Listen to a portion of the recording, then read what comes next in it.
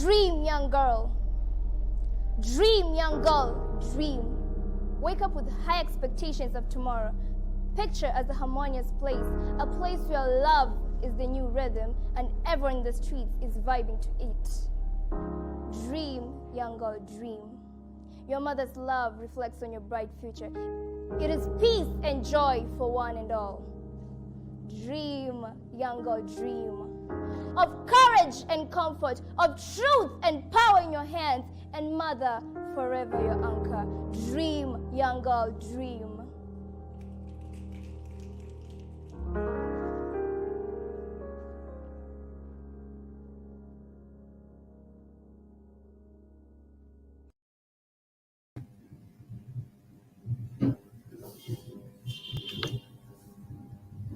Dear colleagues, distinguished guests, friends, ladies and gentlemen, and I have to say young girls, all protocol observed. It's for me a real pleasure to be here on this International Day of the Girl Child. On the behalf of Unfpa, Unicef, and all our colleagues from the UN, I wish to appreciate all the partners who headed the call to get together today to discuss such a very important topic. Those who are speaking are those who are connected for the discussion, and thank you very much for accepting to be here with us this afternoon. From UNFPA perspective, we mark the International Day of the Girl Child 2021 for two reasons. One, because adolescent and young people are at the center of what UNFPA does. For UNFPA, every day is the day to work to improve adolescent and young people access to education, to information and services that they can get to fulfill their potential. Every day, we work to ensure that girls can live free from violence and that boys too can be equipped to have respectful, equitable, and healthy relationship with girls. The second reason for us to be here today is that not all adolescent and young people are benefiting from development in the same manner. They face more challenges than other age groups. And girls in particular face additional barriers. In other words, they are furthless behind. The theme of the International Day is digital generation. Our generation, digital technology and approaches can improve and underdetermine girls' bodily autonomy, decision-making, and movement building. In a world affected by COVID, digital connectivity is critical for human rights and inclusive for equitable socio-economic development and growth.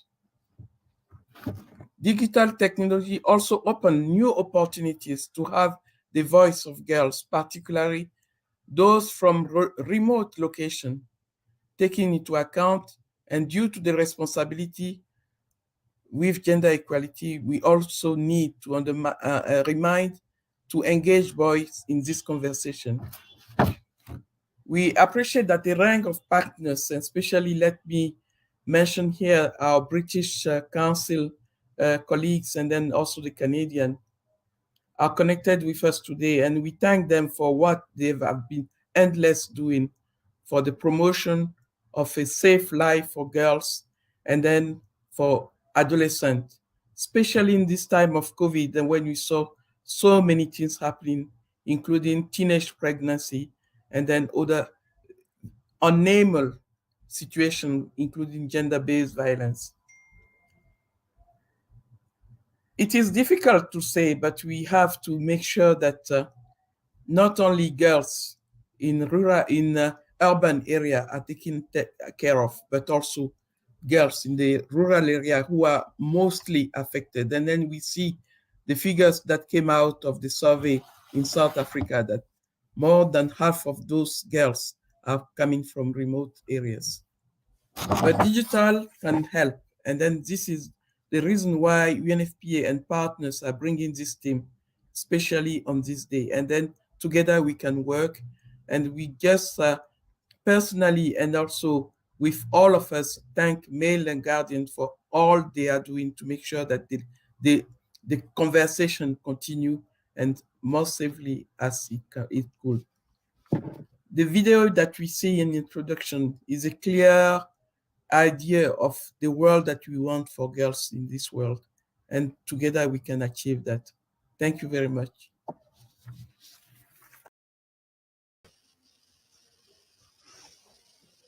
Good afternoon, everyone.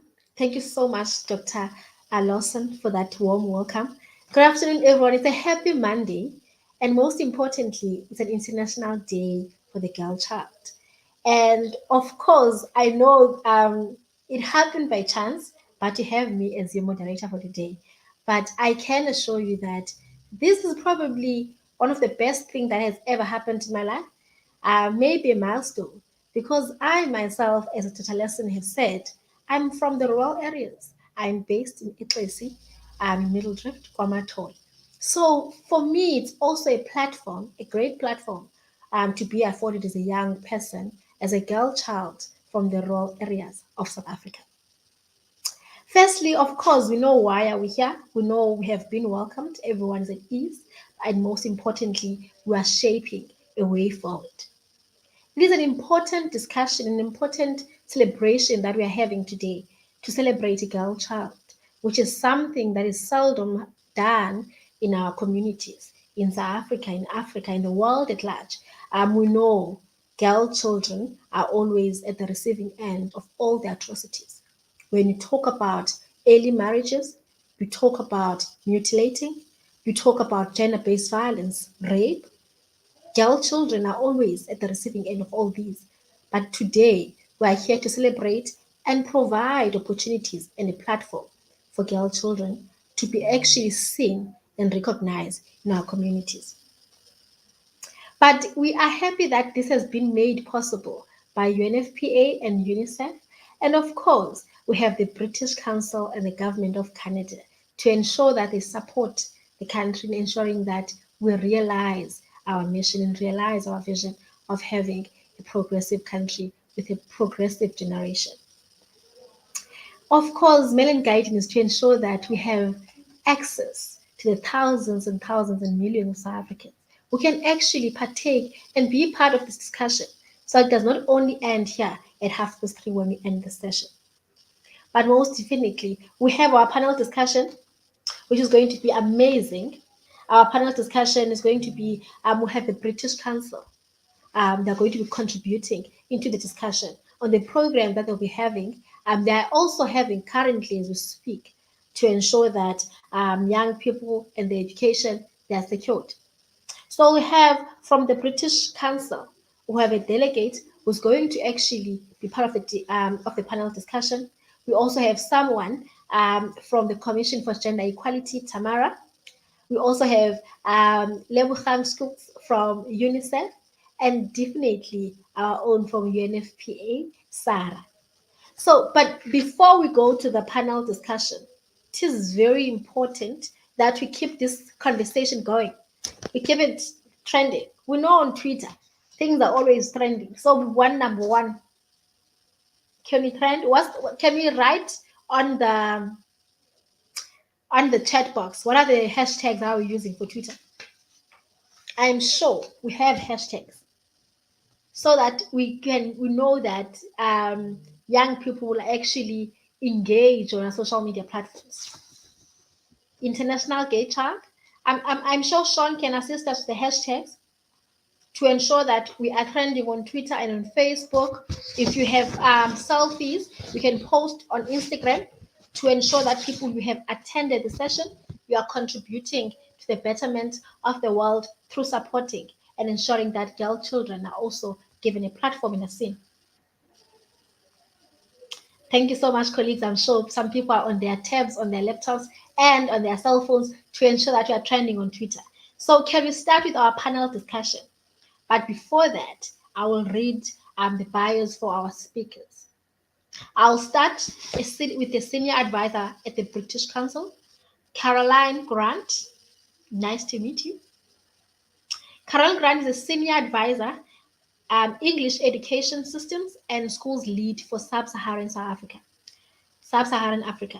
British Council, Belgium, and EU offices, EU, European Union.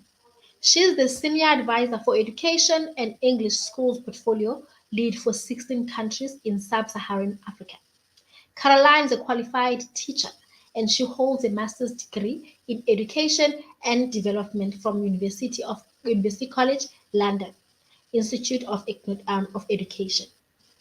Caroline's interest in education and love for Africa was sparked by her first job as a secondary school teacher based in Tata in the Eastern Cape, South Africa. She has held various roles in the education sector, from education manager for an NGO in the Valley of Thousand Hills in KwaZulu-Natal, South Africa, to education consultant for Action Aid in Ethiopia on non-formal education program for out-of-school girls. She then joined the British Council, where she has held various roles, including English in education, lead for a national teacher development program in Senegal, English language teaching advisor in South Africa, and later established the British Council Department of Basic Education English First Additional Language collaboration program. She was also the advisor for the regional English language in West and Southern Africa based in Abuja, Nigeria. Caroline is passionate about the inclusion of girls and boys. She believes that being equipped with strong foundational literacy, numeracy skills, combined with effective teacher development motivation in low-resourced contexts, instructional leadership will drive efficient learning and teaching at school level. In addition, she advocates for the role of language policy and practice for inclusion in education. I'm so happy. This speaks to my work, my heart. Thank you so much, Caroline. It's nice to have you. I will read the other speakers' bios and then we can just kickstart our discussion. Secondly, we have Lebogang Schools. I'm so sorry if I butchered your surname. I'm so sorry. Schools, I'll try again. Please correct me. Lebogang Schools is currently the HIV specialist at Unicef and was previously the National Program Officer at Unfpa, responsible for design and implementation of the Sexual Reproductive Health Program. She has over 10 years' experience in the implementation of public health programs, especially program design. She has formed extensive relationship with the National Department of Health and Provincial Department of Health, assisting them in the implementation of national programs and guidelines. She has served in the national PMTC and pediatric technical working groups and continues to support government to strengthen the PMCT program, implementation and develop monitoring tools for the program. She was initially trained as a nurse and a midwife and furthered her studies to obtain additional qualification in advanced community nursing at Tshwane University of Technology. She has master's degree in nursing. Thank you so much, Lebogang. It's nice to have you on this important discussion where you meet us as infants. It's amazing work. And we also have Srhr from Unfpa, Maho. Srhr is a gender and policy and advocacy specialist currently working with Unfpa in South Africa.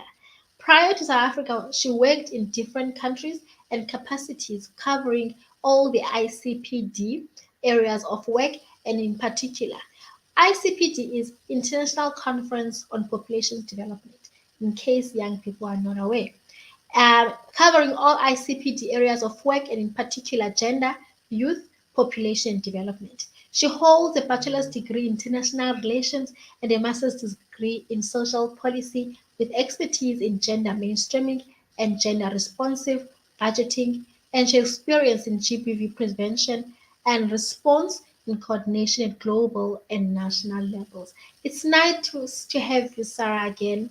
Nice to meet you. And lastly, but definitely not least, we have Dr. Agatha Lawson, our mother of the Nation at UNFPA.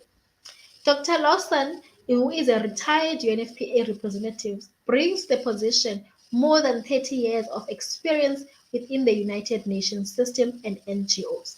She started her work at the United Nations her career at the United Nations in 1989 with World Health Organization in Switzerland as a research consultant for the Global Programs on AIDS (GPA) and country program advisor at UNAIDS covering Cote d'Ivoire and Uganda.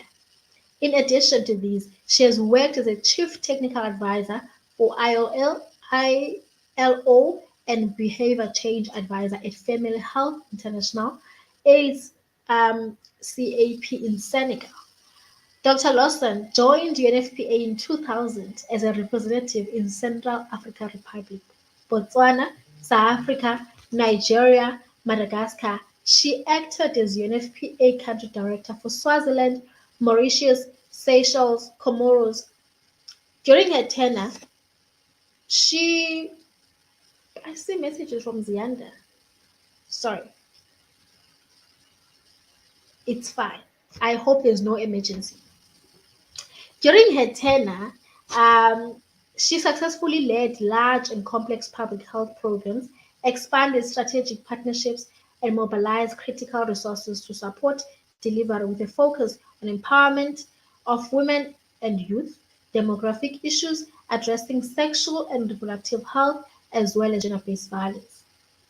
Dr. Lawson was also, while in South Africa, representing UNFPA as the regional manager within the regional directors team to ensure that the UN reforms its operational in the eastern and southern countries' offices.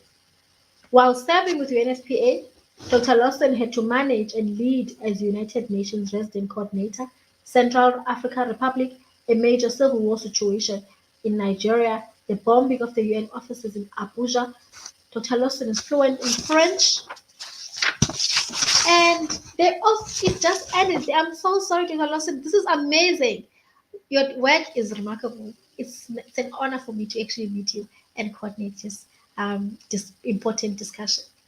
Thank you so much, colleagues. We're now going to go straight into the panel discussion and ensure that this is actually trending and it is a conversation that is going to permeate in our homes, in our office corridors, and to ensure that young people are part of the discussion.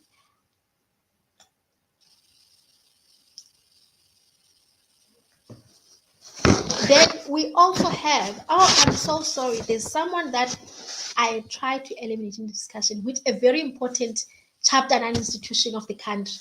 I am so sorry to actually to do this to the most important institution of this country. I see a text from Sisianda that we also have a representative of Gender Commission for Gender Equality. I am so sorry, Tamara Matabula, especially a person investing in sexual health and reproductive health and rights. Tamara Matabula, the chairperson for Commission for Gender Equality, please receive my apologies. It is not a sabotage, believe me. It's not a sabotage. It's so nice to meet you.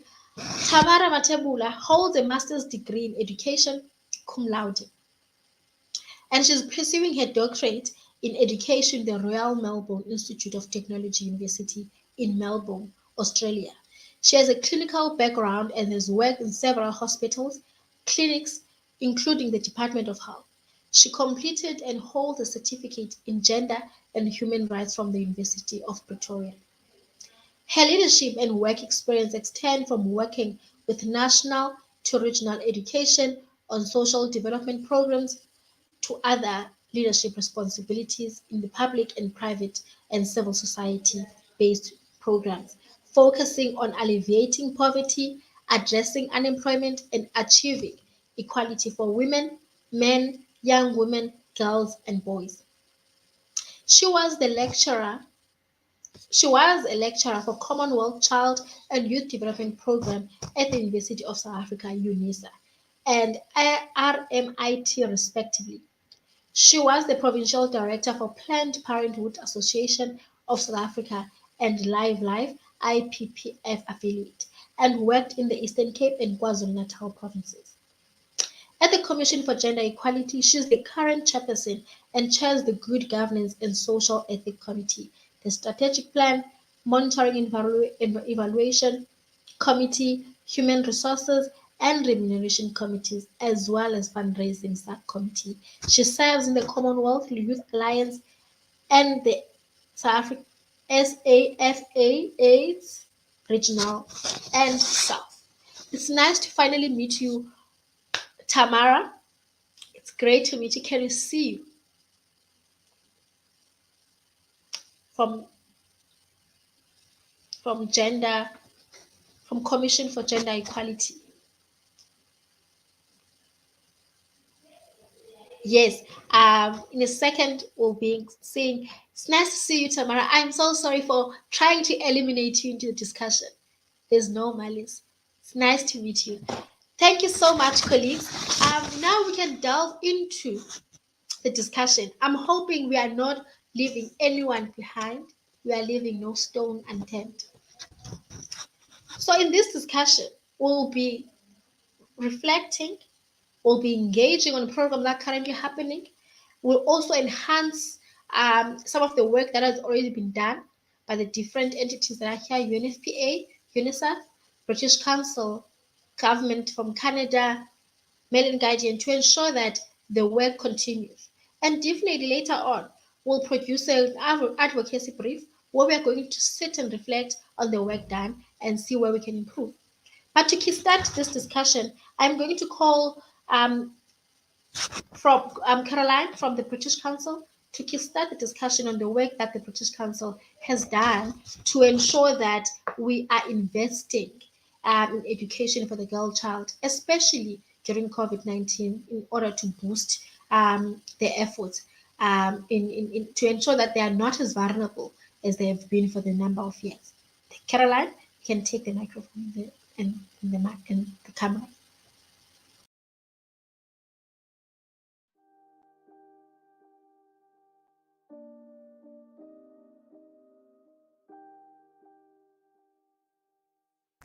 I see dry vegetation, plants covered in sand, no water, no warmth, no light.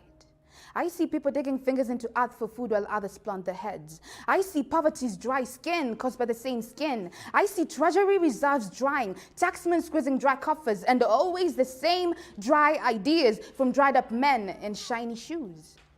How will we change this dry mentality? In the slums and suburbs, this shared fragility, all of us living in the same vicinity, enduring the same aridity, dry enough to break skin.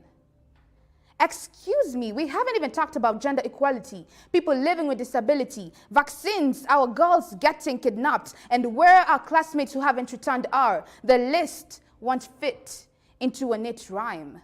Maybe we should water our minds, moisturize, work towards the light for our communities, and plant new seeds together.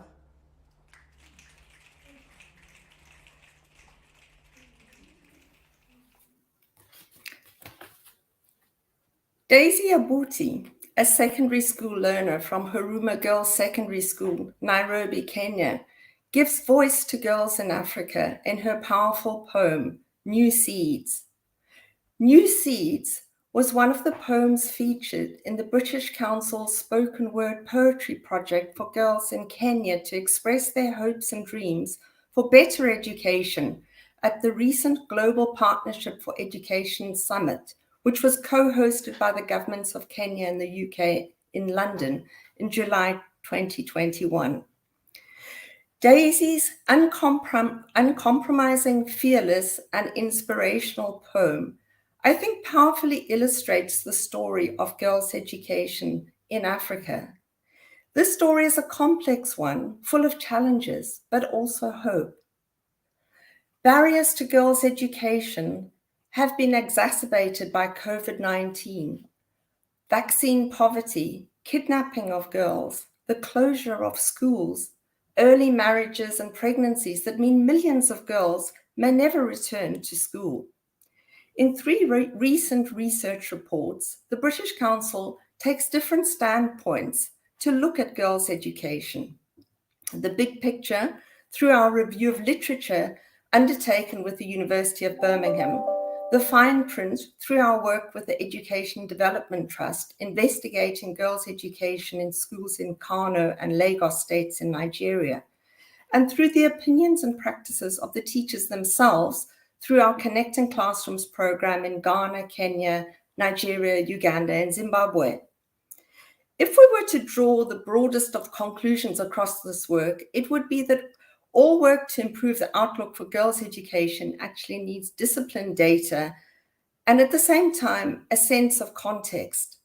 There can be no significant long-term improvements for girls without working with teachers, school leaders, government ministries and agencies, and harnessing the power of local communities.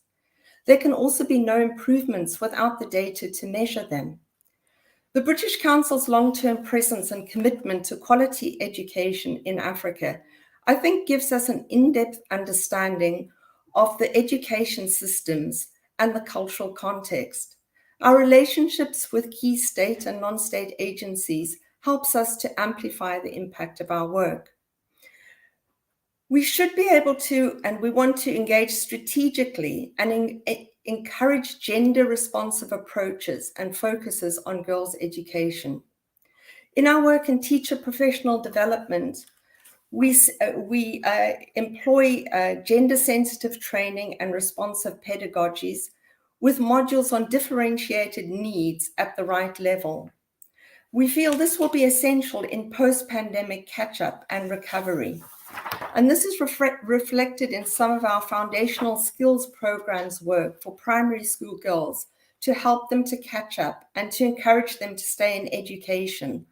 And also to encourage girls to pursue careers in STEM subjects through our coding club projects in South Africa and Kenya. Improvements in classroom approaches really also need good and strong instructional leadership, which inform and enable school leaders to build an inclusive culture in school.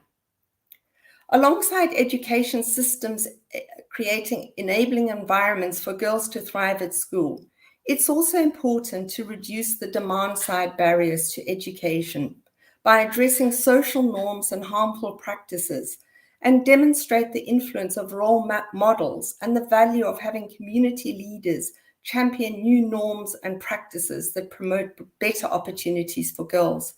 Information campaigns and the role of media, such as the Mail and Guardian, I think also have a very strong role to play and are powerful tools for promoting girls' education. Of the 10 lowest performing countries for girls entering secondary school, 6 out of 10 are in Africa. This is from a UNESCO report. The continent also has the highest gender disparity in education in the world across metrics such as literacy and dropout rates. The problem is there to see, but the solutions require long-term, consistent work by a range of partners and stakeholders. Thank you.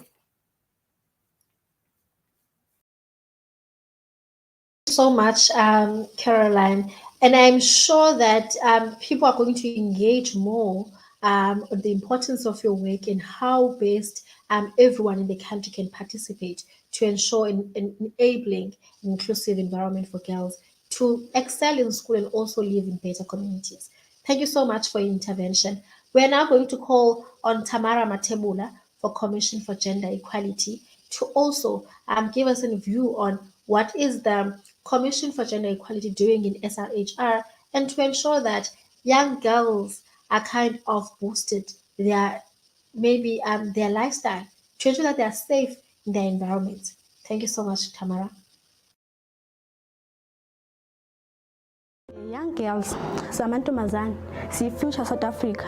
Kumele singavumeli abafana bedlale ngathi. Abafana beze besilethele lutho. Asinake incwadi zethu. Sinake sazele esikoleni sikhohlwe izinto eziningi ezingezilethele lutho. Sihambe siye eklinikhi kumahhala ukuyojova, uthola amaphilisi, uyaya every month or every after 3 months, ayikho inkinga. Futhi kunama-nurse very supportive eklinikhi ukuthi sesingaze simithi. I-teenage pregnancy ayingazivimbeli ukuthi sibe nekusasa elihle. Siyikusasa laleli lizwe. We are the future of South Africa.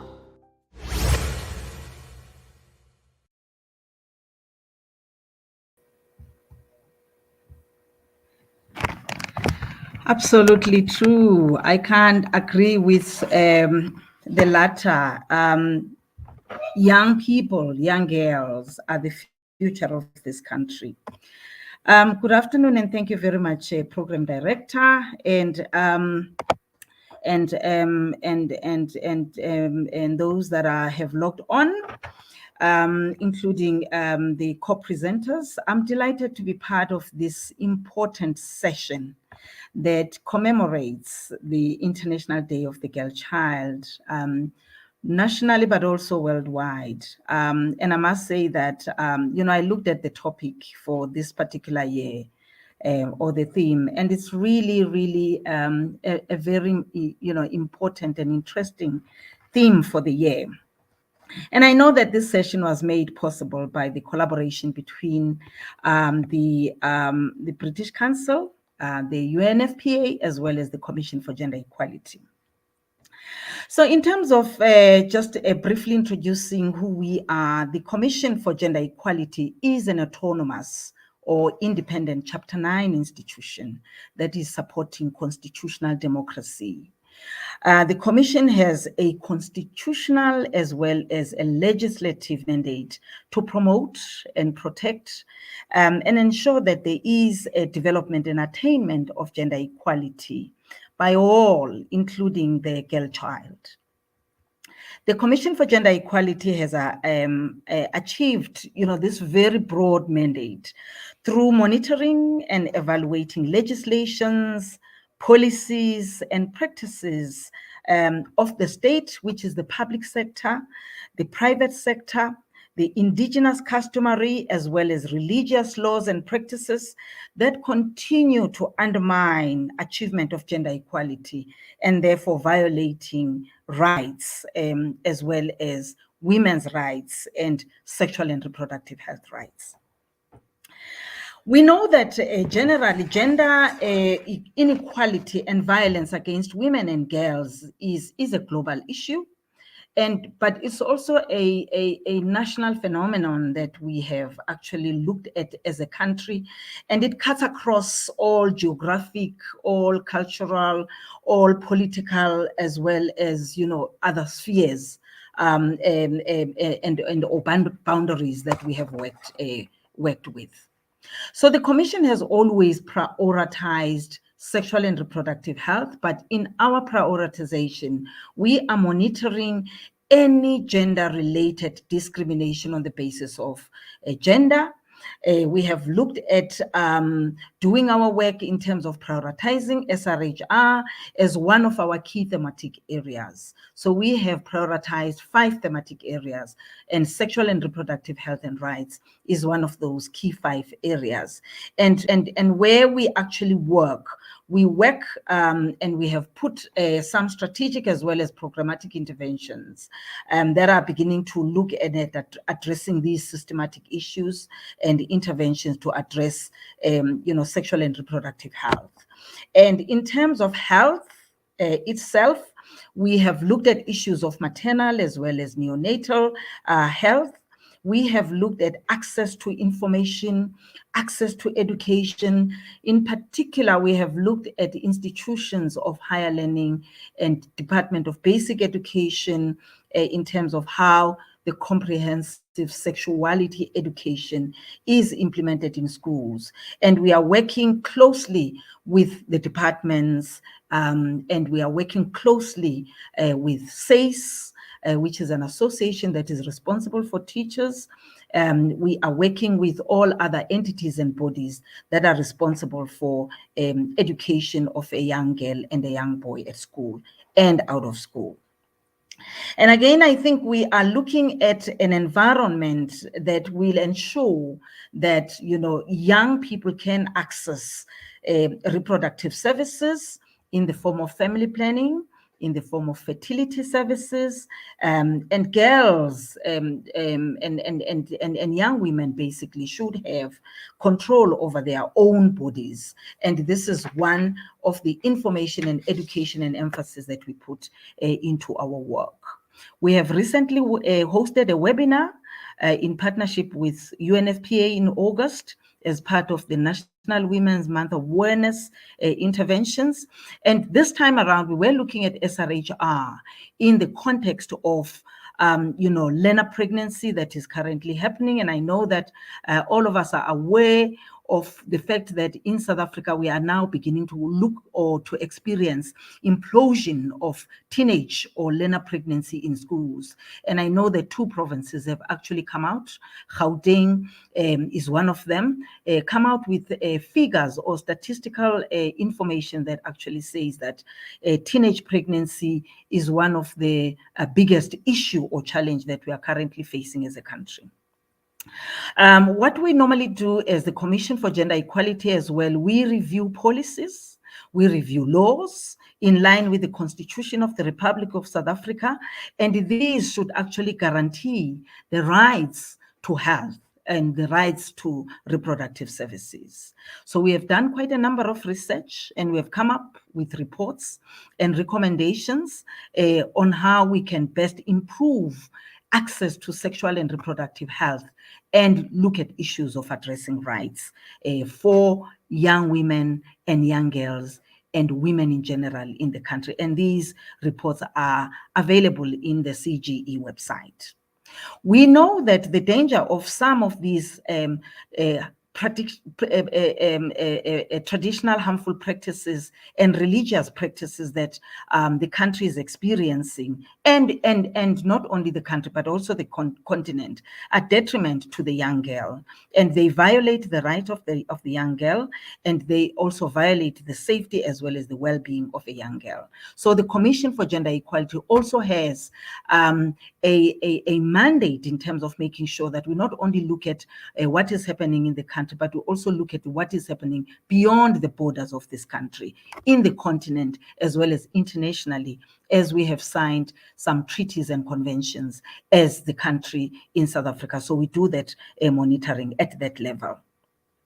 And we know that these harmful practices, such as female genital mutilation, human trafficking of young girls, these are some of the practices that predispose and increase long life developmental challenges and to young people and young girls in particular. So I think the biggest question that we should actually be able to answer today is, how do we best come up with an investment plan as a country to address these systematic challenges faced by our young girls as our future leaders and future nation of this country. Thank you very much.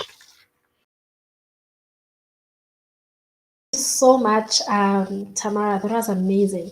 And I love the fact that the Commission for Gender Equality is responsible for laws, reviewing laws and policies.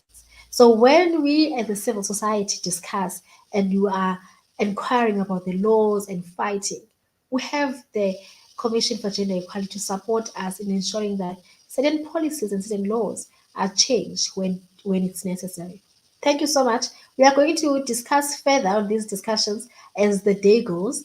Please do engage on Twitter or on the chat box. If you have any questions or comments, you are free, you are welcomed to actually write on the chat box. We are now going to go straight to Unicef, to Leuchang, whose surname I'm struggling to pronounce. It's fine when you admit as young people and say we do not know how to do certain things. So I'm struggling to pronounce the surname, but definitely we have Leuchang, who's going to give us more on UNICEF and what are their intervention in ensuring that the girl child is well protected. Leuchang, please go ahead. Thank you, Yolokazi. Thank you, Program Director. distinguished guests, and presenters, colleagues, all protocol observed. We are pleased as UNICEF to be invited to participate in this commemoration and to also observe this commemoration under the theme, the digital generation. And indeed, young people are facing a multitude of sexual and reproductive health and HIV and GBV risks and issues.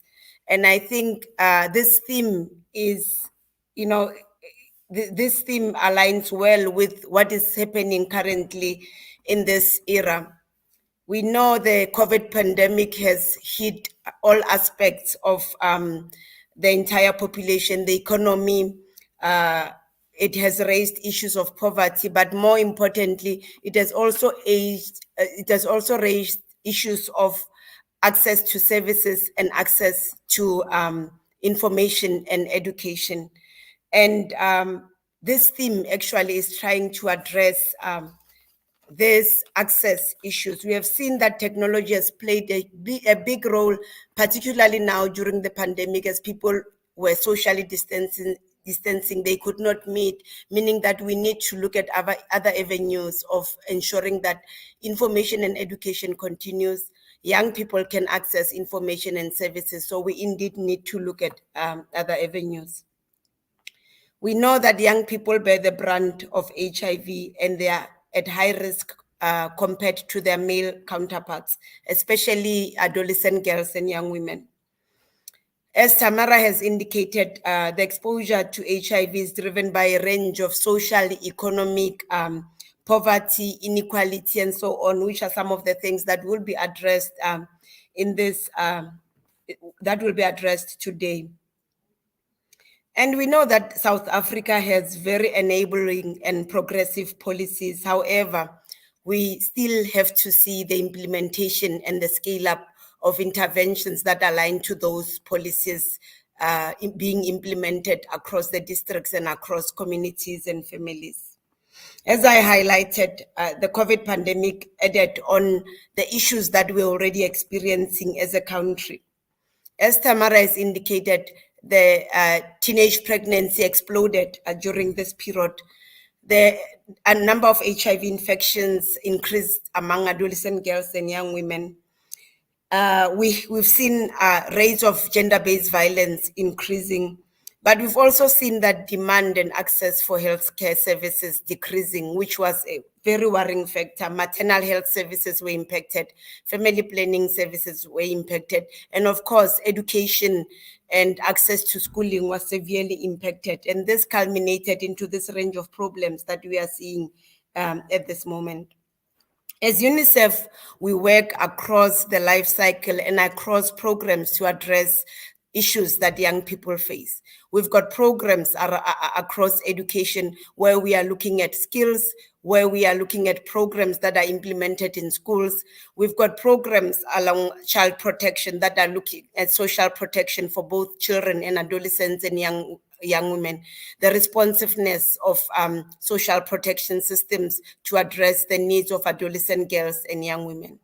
Across health, we are looking at a range of programs. We are looking at nutrition, we are looking at HIV, we are looking at EPI. And if you look at those programs, they actually intertwine to reach all life stages, from children to adolescent and young girls to adults.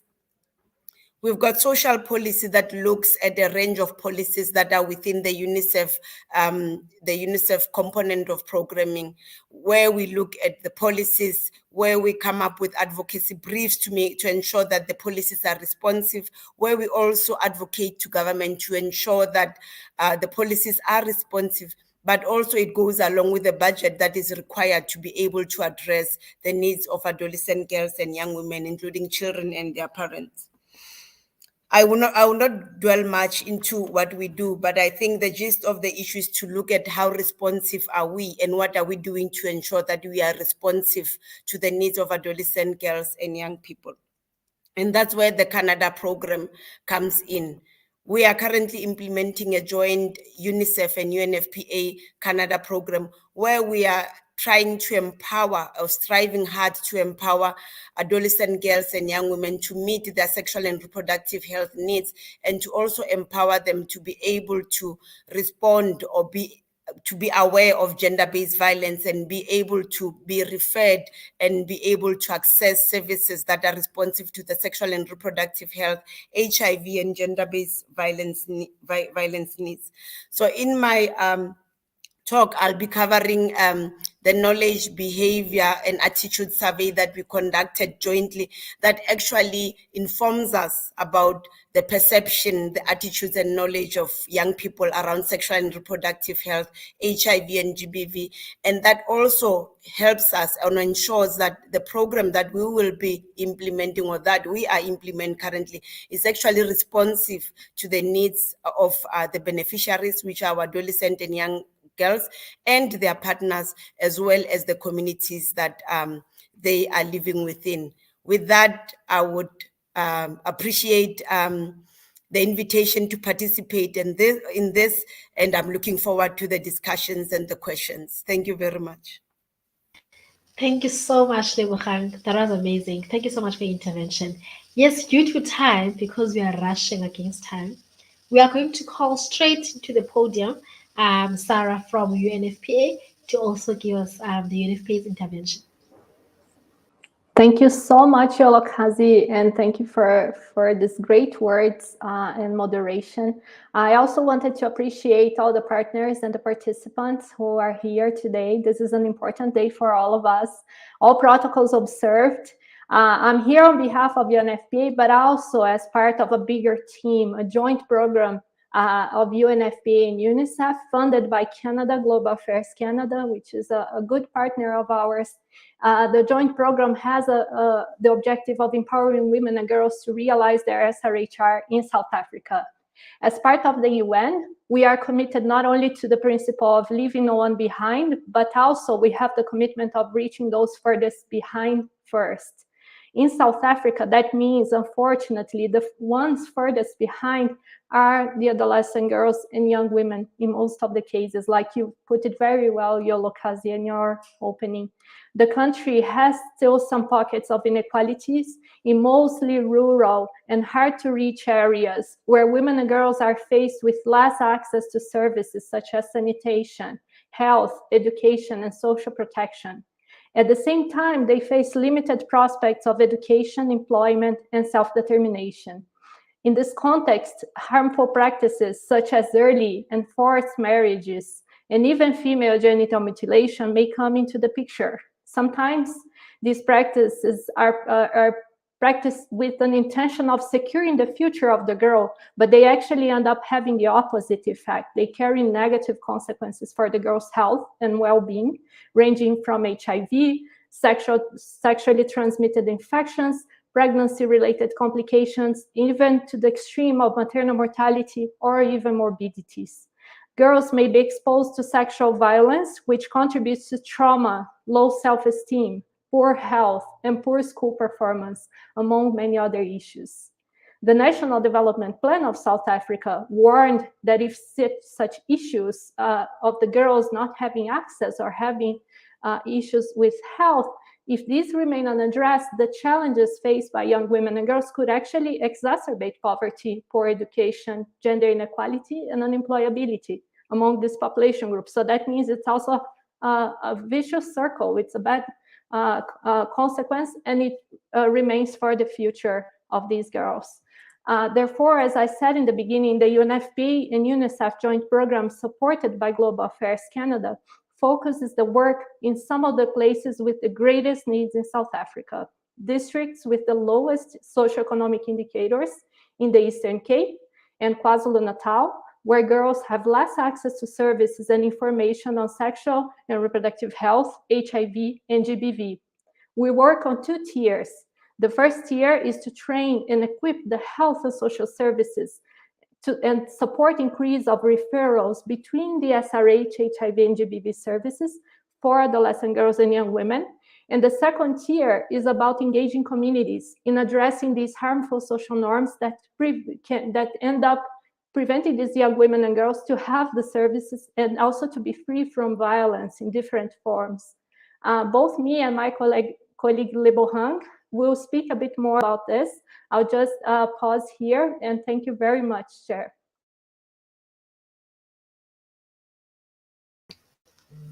Thank you so much, Sarah. Thank you so much for that intervention. And I'm so keen in hearing more on what you're going to expand on with Lebohang, because it's very important that we safeguard our young people, safeguard our girl child, because initially in the year, not initially, just a few months ago, we saw headlines where it was something that everyone was talking about, that between 10 and 13 year olds were pregnant, and it was deemed as teenage pregnancy. And some people were saying that these young children, young kids, are kind of very much sharp and they're engaging in sex at a very young age. And they did not even ask who were they having sex with. And that's why it's going to bring my question with to Tamara so that we can actually get an idea on when we're trying to empower girl child and we try to mitigate and intervene when these problems come.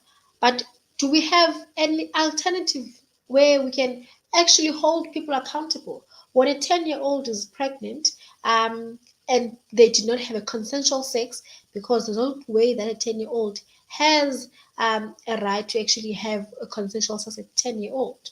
That's against our policies. So, Tamara is out for now.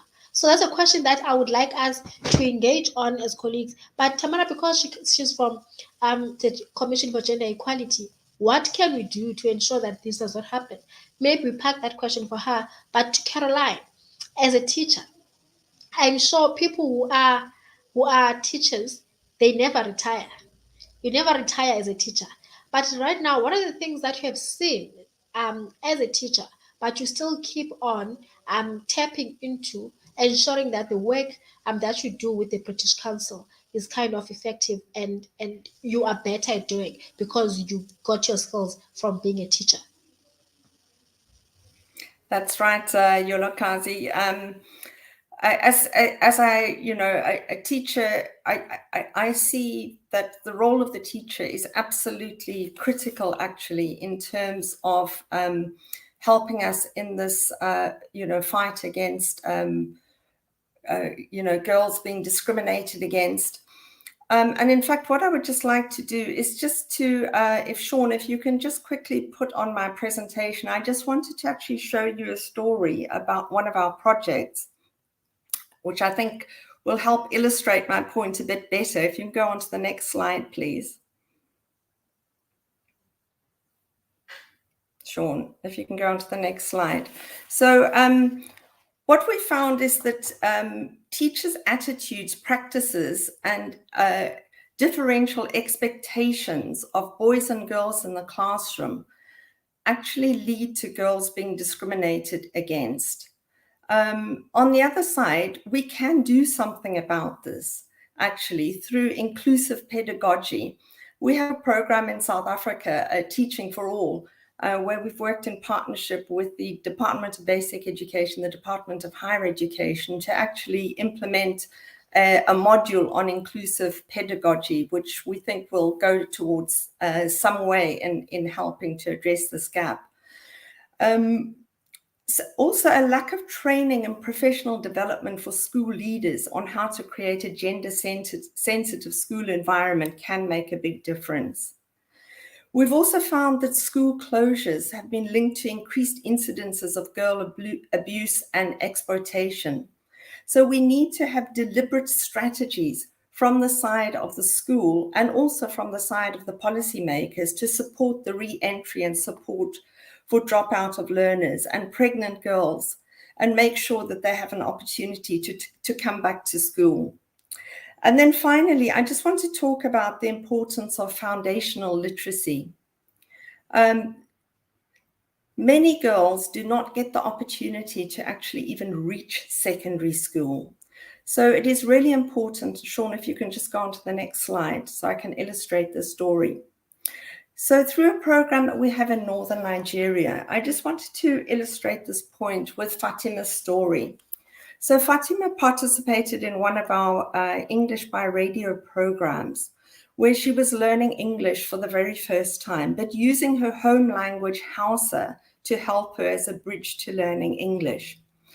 And Fatima now has, she has a dream now to become a news reader.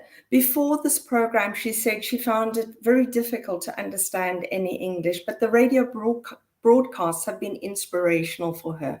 Next slide, Sean. So why is Fatima's story important? Northern Nigeria is one of the highest rates of early marriage. In fact, girls at the age of 9 even get married, and child pregnancy. This leads to few girls entering and completing secondary school, and even fewer girls and women completing tertiary education.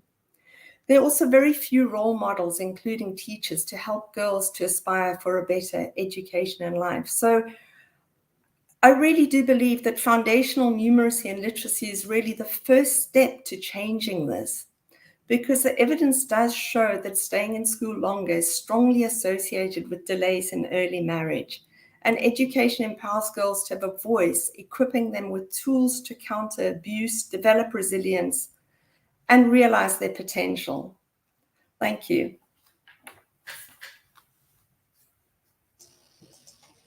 Thank you so much, Caroline. And definitely that gives us a more clearer and the importance of the work that the British Council is doing.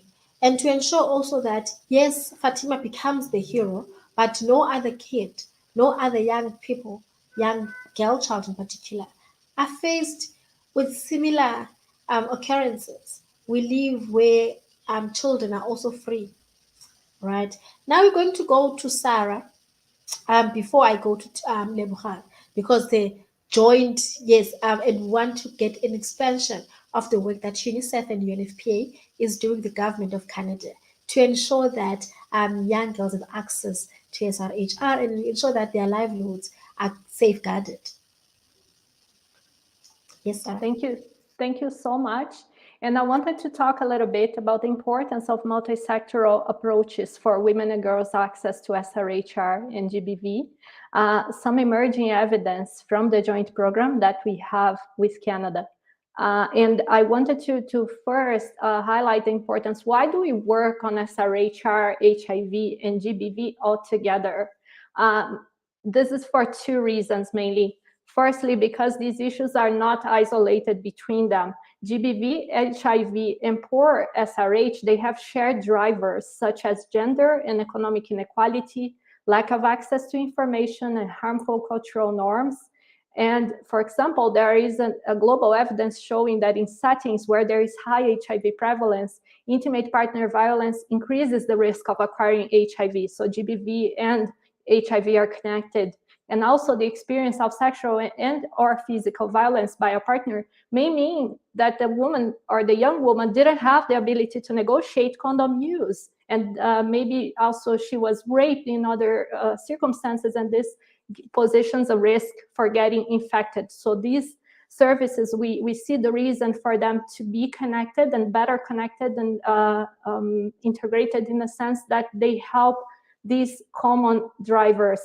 And also my second point is that sexual and reproductive health, including HIV services, provide a critical entry point in the health system to integrate care for survivors of GBV and provide comprehensive services.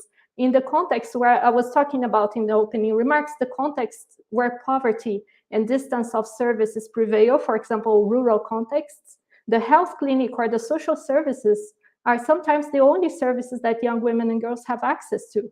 And not mentioning also the importance of the education that Caroline was talking about. Education is also service, a public service where the girls have more access. But if these services are not connected between them, or they can't provide the referrals to other services in the chain, then these girls may be left behind without assistance. The health in particular is a critical entry point. And sometimes they are the only entry points available, and they can be life-saving in many aspects. For example, when a young woman comes to the primary health clinic for maternal health, for example, for HIV screening or for family planning contraceptive supplies, she may also be willing to report that she suffered sexual or gender-based violence. The health provider, therefore, if equipped to inquire, document, and address the needs within the health and psychosocial needs, then referring her to the other services, social services, shelter, police, and justice, this can be a life-saving measure. This allows the young person to have access services through this entry point, but getting the multidisciplinary team approach. The joint program that we work with Unicef on and supported by Canada, we facilitate the strengthening of these referral mechanisms between the key partners in these districts that are furthest behind, so they can better serve young people, young women and girls 15 to 24 years old. Many, many benefits are seen in the integration of services or increase in the referrals. For example, we don't need to have the services in one place. Sometimes they just need to be connected in the sense that they know where each other is. So the health provider knows the social service provider, who knows the teacher, who knows so they can call each other and refer the person throughout. This has numerous benefits, including the potential to increase access and uptake of services. It improves staff satisfaction. It can improve staff satisfaction. It can extend coverage and reduce costs to users and to services. And more importantly, it improves the joint SRH and HIV outcomes and offers the needed entry points for GBV services. So in the scope of this joint program with UNICEF and Unfpa, the first activity actually that we had was a mapping of all the SRH, HIV, and GBV services that exist in these districts where we operate. We found a good number of HIV services, a reasonable number of SRH services. In the districts that I refer to are Utukela in KwaZulu-Natal, Afrinzo, and Nelson Mandela Metro in the Eastern Cape. And we found that the number of GBV care and support services was considered lower to match the demand still. They exist, but they are lower to match the demand. This conclusion in itself, of course, there are more details in terms of numbers, where, etc. I won't have time to explore all this here. But one conclusion is that women, especially young women and adolescent girls, they might have more difficulties to find and reach sometimes the GBV services when the need arises, because there are fewer services that the community feels it's needed. That means also the entry points through the others are very important, because that's where you can get the connections to the services. You can get linked to the other services through the health, through the social services, for example. Further to that, stigma and discrimination may still be experienced as some services, and therefore this can separate adolescent girls and young women further from SRH, HIV, and GBV services, because they may be fearful of judgment or less keen to seek support. So this is also something that the joint program addresses, the understanding of the health and social service providers of the phenomena of what they go through, and equip them to give good, friendly, non-judgmental treatment. These are points where training and a coordinated approach make the most difference. Why? We are equipping and training the health services, not only on SRH, HIV services, on how to improve these, but also on GBV identification that we call first-line support. This was a priority area that was identified in the study, so we are putting this as a priority as well in our actions. This allows the first-line support to be provided to the victim and survivor, like I said, asking questions, inquiry, listening, putting her at the center, letting her decide the next actions, but also connecting her to the further services that she might need. And of course, caring for any injuries that might have, documenting legal documentation if needed.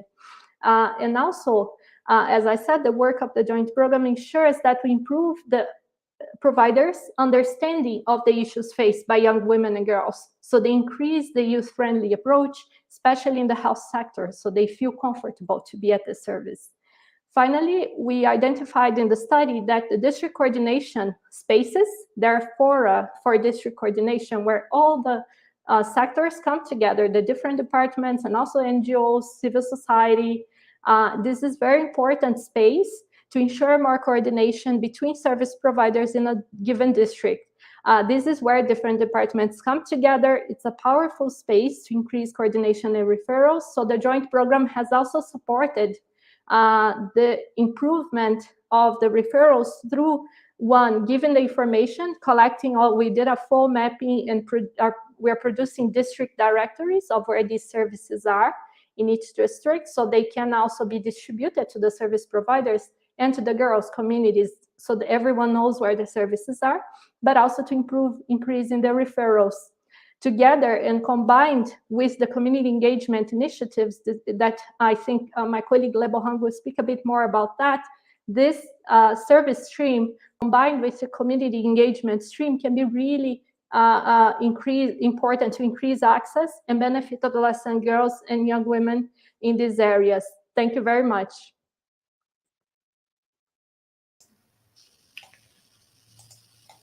Thank you so much, Sarah. We can go straight to Lebohang, and then we'll take questions from the floor.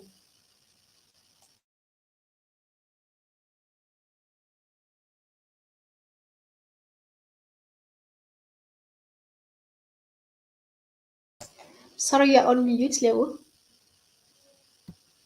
Sorry. I'll be talking about the results of the knowledge, attitudes, and behavior survey that we conducted in the 3 districts that we are implementing the program in. We were actually engaging with young people to actually understand their knowledge, attitudes, and behavior towards sexual and reproductive health, gender-based violence, and HIV, so that when we implement the program, we are actually responsive to the gaps and the needs that young people are having in the communities. So this was a way of engaging young people and making sure that their voices are reflected in the program and in addressing their needs. So we had a range of targets for this survey. However, I'm going to talk about the particular target, which was adolescent girls and young women, as well as adolescent boys and young men. And these were young people from the age ranges of 15 to 18. And these are the ones that we classify as adolescents. And we had young people. These are the ones with ages 19 to 24. So what we found during this survey was that the definition of sexual and reproductive health varies depending on where young people come from, depending on whether it's a rural or more urbanized communities, and actually the way they freely engage and talk about various topics that relate to sexual and reproductive health, such as HIV, such as TOP, also varied. The people from more rural type of settings, such as Alfred and young people from there, were more reserved in terms of sharing their views around some of the sexual and reproductive health topics. So young people were linking sexual and reproductive health to a life orientation lesson at a school. Some of them were linking sexual and reproductive health to antenatal care services, and most of them were linking it to family planning. A few of the young people, particularly those aged 15 to 18, were linking sexual and reproductive health to pap smear. They did not consider pap smear as part of their sexual and reproductive health service. They also did not consider STI prevention and treatment as part of the link to sexual and reproductive health services. The views of young people aged 19 to 21 years, most of them knew that sexual and reproductive health was about female reproductive, it was about pregnancy, and more of these young women knew more about linking sexual and reproductive health to STI, pap smear, and HIV, as compared to the younger ones, which are your teenagers or adolescents. The key gaps around sexual and reproductive health were legislation on TOP. Young people were not able to articulate the age of consent. Most of them said 16 years was the age of consent, whereas we know legislatively 12 years and above can actually consent to TOP. And some of the key gaps were the time frames of TOP. Most of the young people were saying you can have a termination of pregnancy up until 3 months, so they did not know the exact gestation period where a woman can access TOP. So though, as I said, legislation and age of consent. With regards to HIV, young people across all ages and adolescent boys and young men understood HIV, how it can be contracted, how it can be prevented. They also understood a lot around treatment for HIV. They understood most of the prevention methods that are available. For example, they quoted abstinence, condoms, PrEP, which is pre-exposure prophylaxis of HIV education. They could also articulate how HIV can be spread, mother-to-child transmission, which was surprising, was mentioned amongst others, unprotected sex. So generally, they had very good knowledge around HIV transmission, prevention, and treatment. So that was the brief around HIV. And around GBV, the survey found that young people actually could identify forms of GBV that are included in the GBV NSP. For example, they indicated and pointed out intimate partner violence. They indicated that GBV can happen in marriage. They spoke about sexual and gender-based violence. They spoke about emotional abuse, economic abuse, physical violence in schools. So all of these kind of abuses that are mentioned in the GBV NSP were actually highlighted by young people, meaning in general, they know all the types of gender-based violence that can potentially take place. Most of the young people classified gender-based violence as violence that and sexual and gender-based violence that mostly happen to women and girls. They did not classify sexual and gender-based violence as violence that can happen to boys and men as well. And among the LGBTQIA communities, they understood gender-based violence in relation to gender, and particularly they pointed out violence based on sexual orientation. That is, which makes sense because it's the violence that mainly affects them as LGBTQIA young people. What were the highlights that we could take out of that lengthy survey? With regards to sexual and reproductive health, misconceptions on contraceptives are still prevalent. For example, young people were saying contraception causes cellulite. They were also mentioning that early marriage gives a high social status. They were actually mentioning myths such as being sexually inactive can lead to mental health issues. I think among our township localities and Black communities, we can understand this better. They call it litswai or salt, which causes mental health issues. The views about TOP were not shared openly among other communities, particularly young people that came from the Alfred Nzo district. For them, it is taboo.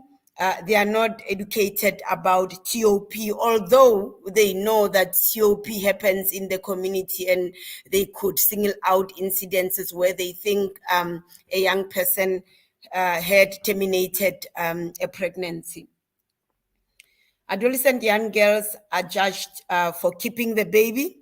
And they are also judged for aborting the baby. So this leads to a myriad of issues such as hiding pregnancies, which might lead to a delay in accessing antenatal care services, which also exacerbates maternal mortality, among other risks that young people face when they are pregnant.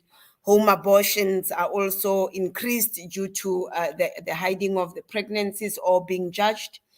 And some of them seek TOP outside the communities, meaning they have to travel long distances to go and seek TOP in other districts, which causes a delay in access to TOP services and also other issues.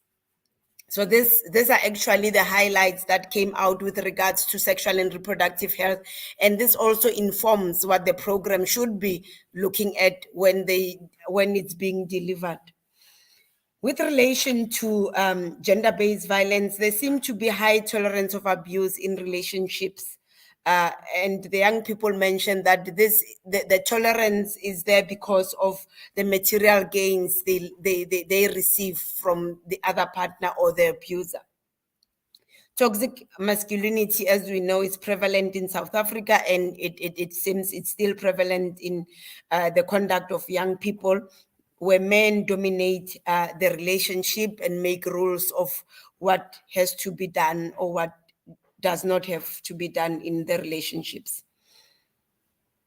Adolescent and young girls who deviate from expectations of the other partner or abusers seem to be seen as deserving, which means they deserve to be beaten, they deserve to be abused because they are deviating from expectations from the other partner.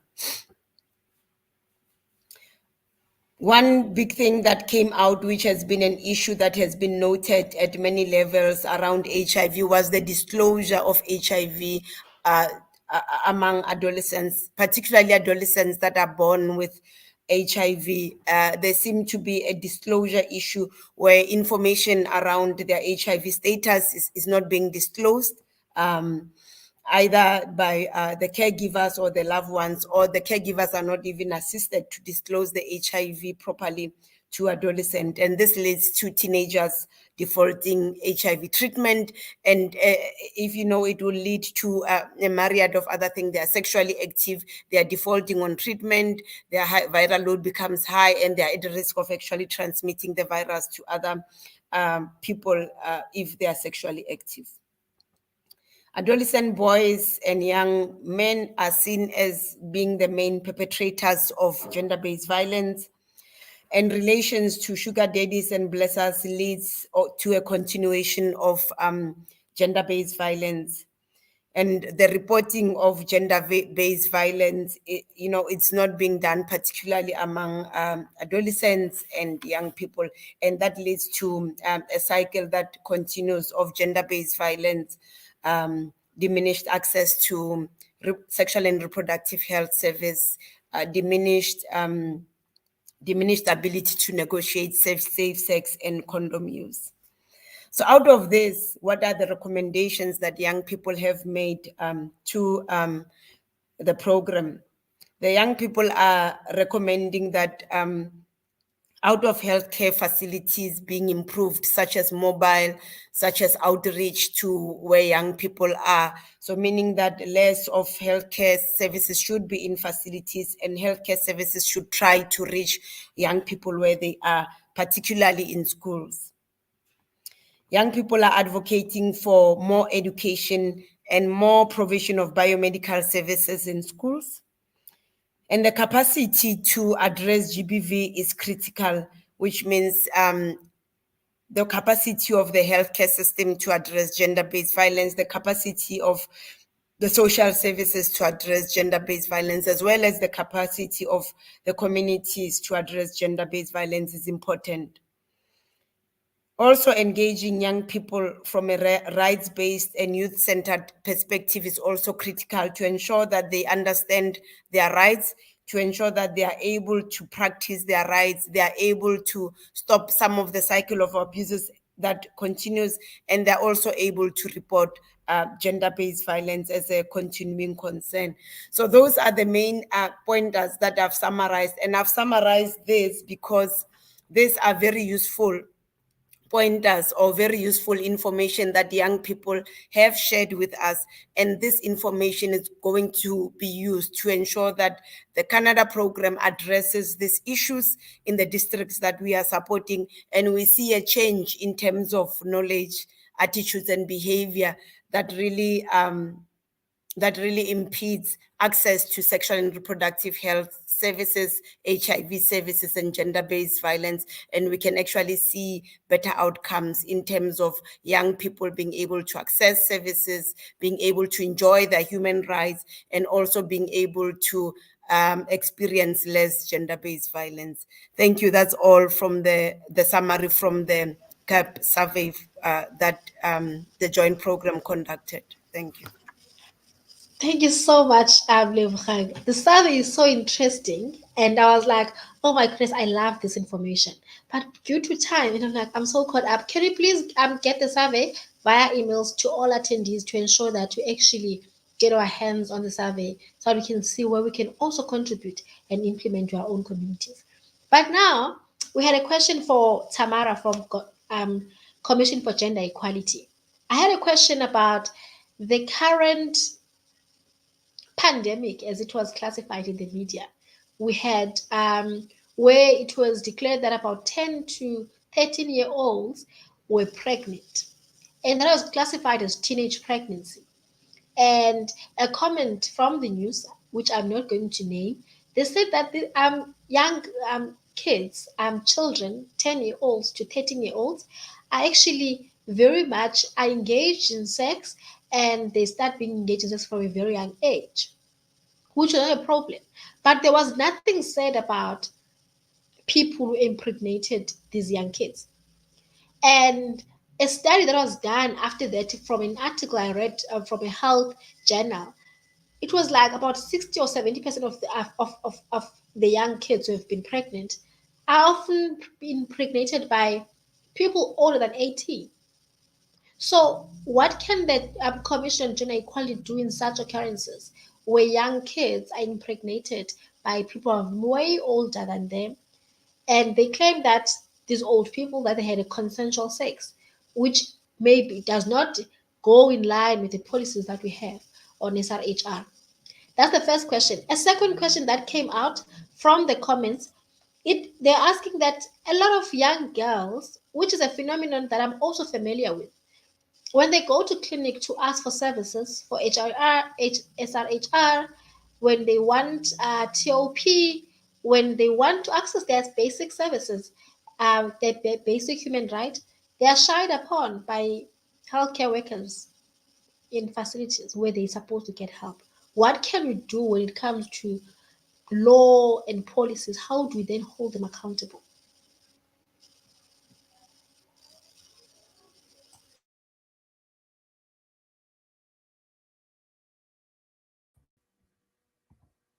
Thank you. Thank you very much, Ms. Mfuto. Thank you so much for those questions. And I must apologize from my side. I'm really experiencing connectivity challenges. Yeah, let me go straight to the first question. During this pandemic, I did indicate in my introductory remarks that there is quite a lot of issues, systemic issues that we have observed. One of those issues was, sexual activity with young girls and young girls. If we are talking about a 13-year-old, we refer to a 13-year-old as a minor. And if you look at legislations and definitions of a teenager, a young girl, an adolescent, an adult, a 13-year-old is still a minor. It's not even a young girl. And if you look at how a person's developmental issues, a 13-year-old person is still a child. So earlier I did indicate that we are learning a lot about implosions of learner pregnancies, and those pregnancies are pregnancies that were reported and young girls to the age of 10 were reported pregnant. And again, I think I want us to look at the direction of policies. I did talk about the definition. The definition of an adolescent or a young adult is who can have a consensual sexual activity would be anything that would start above the ages of 18. But below 18 years, if you describe a young person who can have a consent to anything, whether it's sex or to an operation, or whether it's a medical a procedure, that person can sign for himself or for herself. So if you don't have an ID and you are young and you are below 18, you cannot consent to anything, including sexual intercourse. So in terms of the laws and legislations, that is not allowed. That is completely not allowed. And the law, if you look at the child, the laws or the Child Act, it actually tells you that if a person is found to have had, sexual intercourse or with a minor, that person can actually be subjected to the full might of the law, because even if you think or that child has said yes, but you cannot actually say that that child has consented, because the child still does not know anything about the consent, and that person is still a minor. So the law does not allow, and the law enforcement will actually deal with you in terms of a reported sexual intercourse between a person who is under the ages of 18 and an adult. And again, I think we need to have conversations about these things, because I know that a lot of older men who are called sugar daddies are continuously have sexual intercourse with minors, and whether it's incest, it's in the family or a family member, and this is something that we have seen during the hard lockdown pandemic period, where young people were left at home unguarded, and relatives as well as community members who are older than those girls are having sexual intercourse with the girls. And if this is reported, it must actually be brought to law to deal with it. And the Commission for Gender Equality usually becomes friends of the court, or we call ourselves friends of the court, where a situation or a court case is heard in court, and it relates to all of these. So again, in terms of young girls accessing sexual and reproductive health services, and they are actually sent home because they are young and all of that, I think what we need to emphasize and invest on is sexual and reproductive or adolescent health services. And these adolescent health services should be services that are specifically dedicated to cater for young people and not adults, because there's quite a lot there. My experience tells me, having worked in a youth clinic, a youth-friendly clinic, where nurses, doctors, and everyone else who works in this clinic is trained to actually handle young people and nothing else but young people, and have a positive attitude, a non-judgmental attitude towards young people, and making sure that you understand young people themselves, and you are part of them, and you don't see yourself as a parent of that young person. You don't see yourself as a father of that young person, because definitely you will become judgmental and not be able to address issues or fundamental issues and rights that the young person has. So definitely we need to have these adolescent-friendly clinics. We need to look at operating hours, because young people or young girls come from school late sometimes, not to mention those that are at universities. So we need to look at operating hours. We need to invest on training of health workers, as I've said, and we need to make sure that we bring these services to where young people are so that they don't travel during hard lockdowns and they don't get stuck in traffic and or stopped by police because they are traveling during curfew. So we need to make sure that things like schools and universities do have not only dispense condoms, but also we need to advocate for the sanitary pads to be dispensed in schools, for an example. And these are some of the things that we are currently negotiating. Thank you very much. Thank you so much, Tamara. That was powerful. And it's something that we want to hear as young people, because as much as we want access to services, but the working hours, they need to be friendly to us as young people, because they attend schools and then they need to go and get the services after school. Unfortunately, we will not be able to take any questions, but I see the comments on the section here. People are already linking up.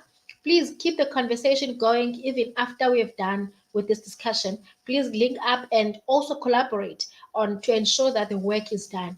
And when we work together, definitely we can do more. We are going to hand over to Dr. Lawson to actually give us a vote of thanks. But there's something that I have noticed coming out from all the speakers today: the intersectionality of our problems. Because now, taking from the British Council on literacy project and the numeracy project, it's very important that when girls are at school, they are encouraged to read, they're encouraged to speak up for themselves. So that when they are facing these challenges, they're also able to articulate their feelings. They're also able to actually stand up for themselves, because it's also part of leadership. So when we are we're advocating for the services, we also advocate for leadership, for good leadership, and inclusive leadership that includes young girls. I remember when I was still in high school, I was part of a children's forum that was representing children in the parliament, in our legislature, in the municipality, which was very important. So when advocating for all these things, we also need to impart and ensure that we speak on leadership and speak on reading and speak on holding people accountable. It cannot be that each year we're talking about the same things. But this has been a very lovely discussion. I have taken a lot, and I'm hoping that we're going to engage more and we get the survey from Unicef and Unfpa, and also we're going to have more of these celebrations and reflections days so that we can be able to reflect and learn from each other. Now we're going to give Dr. Lawson an opportunity to do a vote of thanks, and maybe just like if they want to invite us to another day again so that we can finish this discussion, because this is indeed an unfinished discussion that we need to get more time and expand. Dr. Lawson? Yes, it was an amazing discussion. Thank you very much, all of you, for your contribution, and then Le Bogan for the result of the Cape South study. And then I've been very touched by what Tamara just mentioned. Thank you very much, Tamara, for mentioning the issue of incest. Because as a psychologist, I have to tell you something. A young girl aged 10 to 13, 14 doesn't go out for sex. Sex happens within the immediate environment, be incestual or close members of the family, friends, and things like that. So this is where I think we should not forget in what we are doing, the role of parents. And this is particularly during the COVID time where people were locked down, and then very difficult for young people.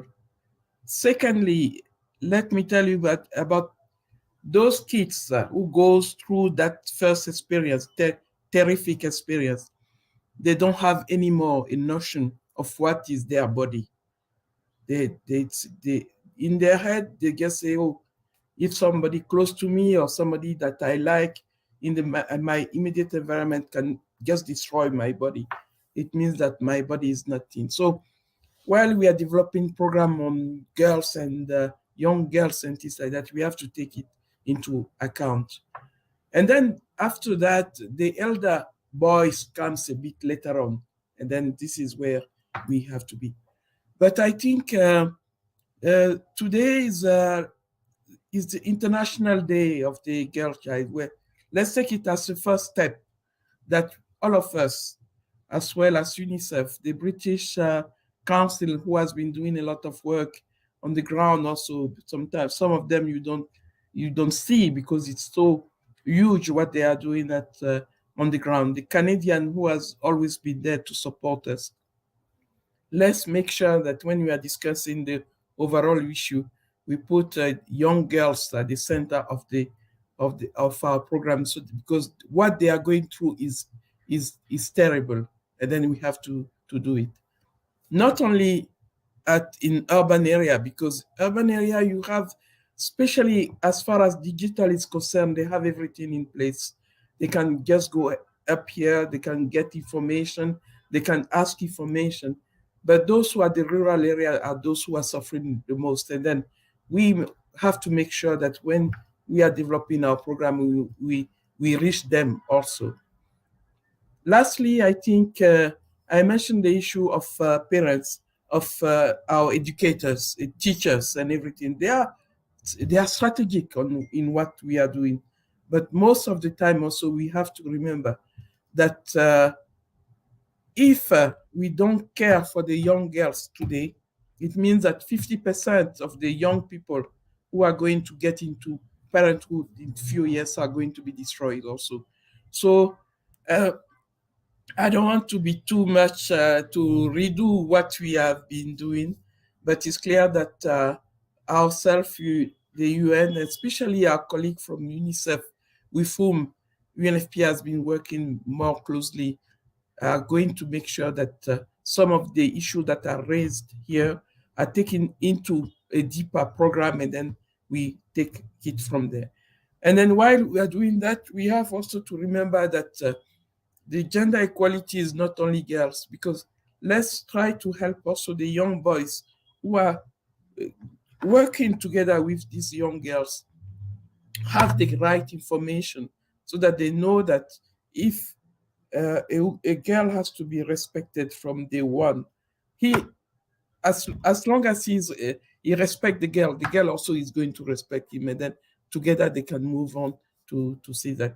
But Tamara, I'm really willing to work more at Unfpa with you, and then see how we can move some of the projects, because the youth services that were really developed before with all our youth peer educators, I think we need to give more space to this program that we are running before.